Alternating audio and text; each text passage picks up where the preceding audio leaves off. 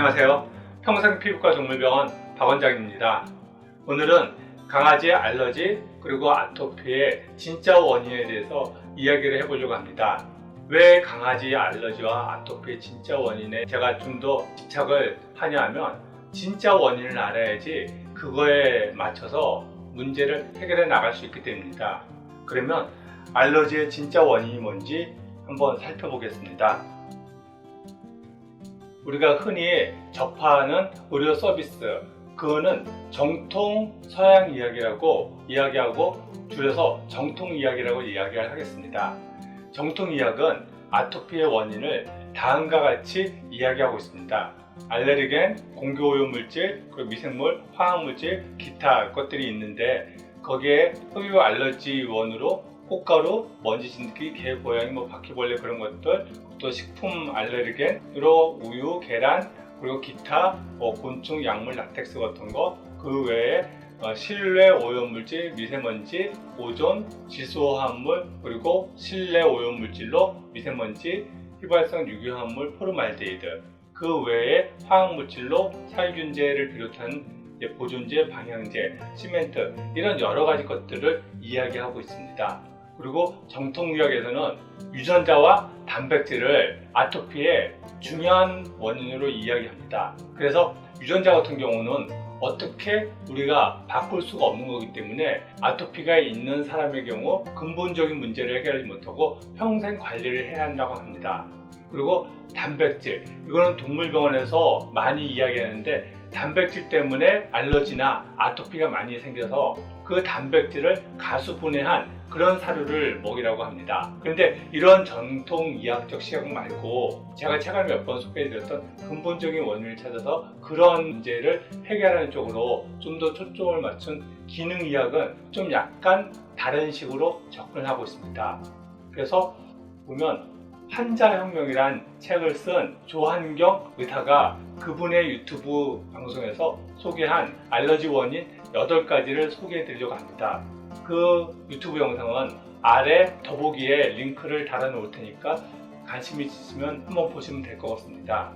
그래서 이분이 이야기하는 최근에 알러지가 급증하게 된 원인으로는 첫 번째, 모유 감소를 이야기합니다. 이 모유 감소는 엄마 젖을 먹이지 않고 분유를 먹이는 것과 관련됩니다. 다음으로 제왕절개, 이거는 아기가 태어날 때 산도를 통해서 나오는 과정에서 엄마의 질에 있는 세균을 아이가 삼키면서 장내에 정상적인 세균총이 자리를 잡아야 되는데 제왕절개를 통해서 태어나면서 그러한 균이 장내에 제대로 자리 잡지 못한 그 과정과 관련됩니다. 다음으로 농약, 우리가 먹는 음식물이 대부분 농약으로 재배되면서 알게 모르게 이 농약이 묻어 있습니다. 그리고 항생제와 과도한 위생감염, 일상적으로 사용하는 항생제로 인해서 몸 안에 정상 세균총이 붕괴되고 또 너무 과도한 위생감염으로 인해서 몸 안에 정상적인 세균총이나 기생충이 제거되면서 발생하는 문제이고요.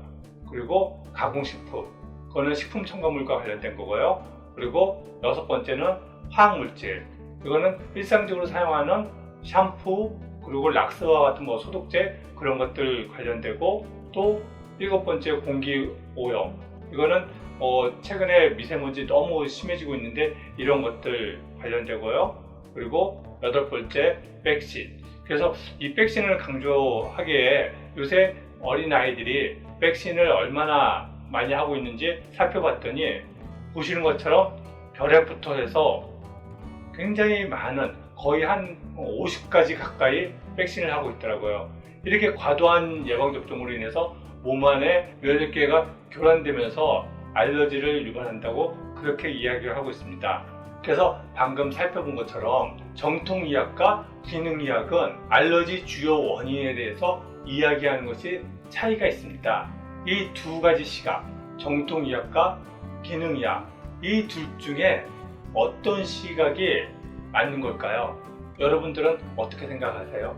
이 둘 중에 어떤 것이 지금 많은 사람들, 그리고 또 많은 반려견들이 아토피 상태를 맞는 걸까요? 이 둘 중에 어떤 것이 주요 알러지 원인지 판단하는데 도움이 되는 중요한 정보가 있습니다.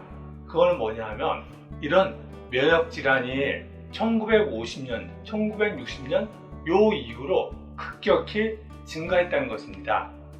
그리고 아토피 같은 경우 1960년대 중반 미국부터 시작해서 1970년대 영국, 일본, 그리고 우리나라는 1980년대 중반, 그리고 반려견은 1990년대 이 이후로 아토피가 급증했다는 것입니다.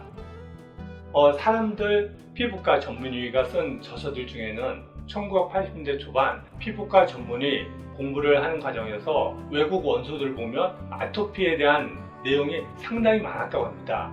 근데 우리나라에서는 아토피를 거의 볼 수 없었는데 왜 이렇게 아토피에 대한 내용이 많지 하고 의아해했다고 합니다.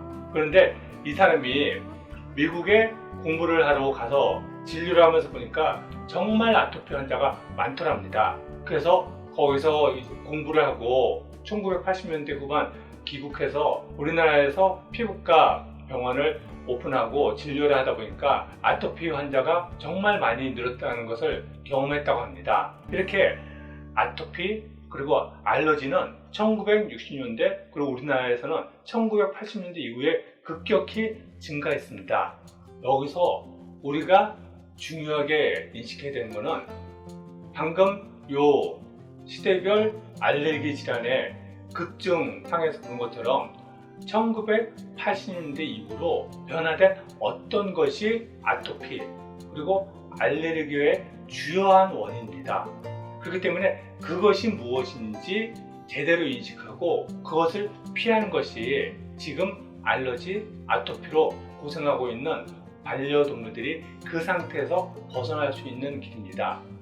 그래서 보면 정통의학에서 이야기하는 이렇게 많은 아토피 원인들, 이 중에서 1980년대 이후로 급증한 것들, 그거는 지금 여기 빨간 글씨로 표시된 것들, 우유, 계란, 견과류 이런 것들이 소와 닭의 먹이가 GMO 옥수수로 변환되면서 이런 축산물의 성분도 변화하게 됩니다. 그리고 미세먼지들, 그리고 휘발성 유기화합물, 포르말데히드 이런 것들이 우리 일상 속에 파고들었고 또 살충제, 그리고 보존제, 방향제, 시멘트 이런 것들 속에서 우리가 생활하게 되었습니다. 그렇기 때문에 이 빨간 것들을 주의해야 되고 그리고 기능의학자가 이야기하는 요 항목들을 보면 다 1980년대 이후에 변화된 그런 것들입니다. 그래서 이 내용들이 사람과 관련된 내용이긴 하지만 반려동물과 관련돼서 생각을 해보면 농약에 오염된 곡물류, 채소 그런 것들 피하는 것이 좋고 그리고 항생제는 꼭 필요한 경우에만 사용을 하고 남용을 피하는 것이 몸의 정상 세균총을 유지하는 데 도움이 됩니다. 그리고 제가 계속해서 강조하는 가공식품, 식품 첨가물, 그리고 사료 첨가물, 방부제 그런 것들이 제가 봤을 때 강아지 아토피의 가장 큰 원인입니다. 그렇기 때문에 이 방부제, 사료 첨가제가 들어가지 않은 그런 건강한 먹거리를 먹여야 합니다. 그리고 생활 속에서 자주 접하게 되는 화학물질들, 일반적으로 판매하는 샴푸도 그렇고 소독제도 그렇고 이런저런 일상 속에서 무의식적으로 접하는 그런 화학물질들을 최대한 피해야 합니다. 그리고 공기오염, 사람들은 이 아토피나 알러지를 계속 먹는 거나 그런 것만 생각하는데 공기도 아토피 그리고 알러지에서 중요한 부분입니다. 그렇기 때문에 미세먼지가 많은 날은 산책을 피하고 집 안에서도 휘발성 유기화합물 그것으로부터 영향을 받지 않도록 공기청정기나 아니면 숯이나 그런 것을 이용해서 공기오염을 줄여줌으로써 반려견이 신선한 공기를 마실 수 있도록 해줘야 합니다. 그리고 마지막으로 백신. 이 백신은 제가 조만간에 한번 따로 영상을 만들겠다고 말씀을 드렸었는데요. 지금 반려견들이 과도한 백신을 맞고 있고 그로 인해서 면역이 과잉된 상태, 그것은 반려견의 알러지나 아니면 아토피 그런 쪽으로 안 좋은 영향을 끼칩니다. 그렇기 때문에 꼭 필요한 정도로 최소화해서 백신을 하는 것이 좋습니다. 네, 지금 말씀드린 이 알러지 원인들, 반려견이 아토피나 아니면 만성적인 피부병을 앓으면서 고생을 하고 있다고 한다면 이 원인들을 최대한 피해 주시는 것이 건강한 피부로 회복하는 데 큰 도움이 될 것입니다. 예, 저희 평생피부과 동물병원은 대증요법 약으로 증상만 억제하는 방식이 아니라 근본적인 문제를 해결하여 반려견의 만성적인 피부병, 기병으로부터 벗어날 수 있도록 도와드리고 있습니다. 예, 다음에 또 다른 정보로 찾아뵙겠습니다. 감사합니다.